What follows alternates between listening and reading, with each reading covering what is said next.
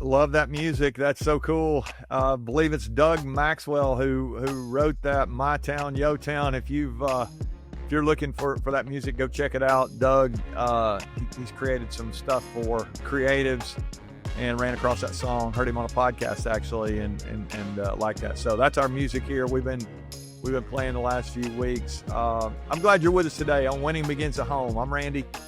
And I want to talk to our dads again. I spent some time yesterday just kind of introducing this week. It's Father's Day week.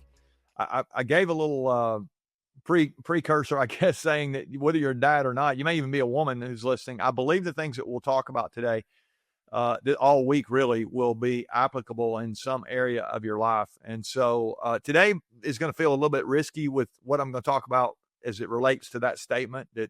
But women, I think I think you will connect with what I'm going to say. I hope I don't offend anybody here with what I'm going to say today. But I've got my baton with me again. I brought this yesterday, and I'm track baton. If you're watching on YouTube, you can see it. But if you're listening, I've got a track baton, and I said yesterday, if you've ever been to a relay race, you know that the races are won in the exchange. The relay races are won in the exchange. You can have a really fast team and drop the baton and still be disqualified. It's the team that is, we got to have fast athletes. That's important, but it's the understanding of how to handle that exchange. And so yesterday we talked about our first big idea is making sure that we understand that this parenting thing is won in the exchange. And so today, our second idea is going to be about the way we talk to each other, especially as dads. And here's the part that you may feel is controversial. I heard this, and I don't know who we can blame it on. I'm not even sure who said this, but I heard somebody say one time that a mom's voice weighs 100 pounds, a dad's voice weighs 1,000 pounds. Now, I'm going to try to unpack that here for just a second. And let me say this. I do know some moms whose voices are weighty. Let's just say they are maybe more intense than they need to be, over the top, all this kind of stuff. But most of the women I know, they have this ability to have gentleness in the way they can talk. When you think about a good mom who is really understands. I mean, I watch all the time these little grandkids, if somebody gets hurt, they're not going to dad for sympathy. They're typically going to mom. And that's not always the case. Again, we're making a brush stroke here, that quote, whoever first came up with it.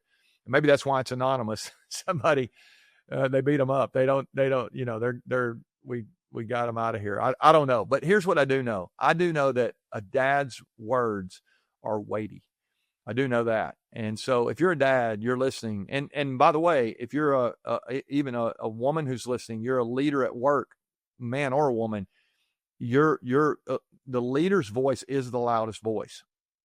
And so I just want us all today to think about our words. Now, specifically to our dads here, I want to say a couple things, and I think this could be helpful to somebody maybe listening. So I heard somebody say one time that you're never persuasive when you're abrasive. And I know from time to time we have this tendency, I say we do, I have this tendency to be abrasive in the way I come across if I'm not careful. I have to pay attention to this. And some of you may not have to pay attention as much as others, but I want to encourage you to really focus on not just what you're saying to your kids, but how you're saying it. Your tone matters. It really does. In fact, they say, I think 93% of our communication is our body language, our tone of voice.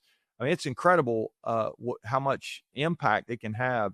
We say something, we don't really mean to escalate anything, and yet our kid hears it in a totally different way. And so I just want to encourage you to think about this and ask yourself, how am I coming across to the people in my life? You might even want to record yourself in a conversation with your kid and just go back and play it back and listen to how you came across and what you said. By the way, if you record it, I promise you'll dial it back knowing that recording is on. But it really is that recording is always on in the mind and the heart of your child. And so let's make sure that we don't neglect this opportunity we have to speak life into our kids.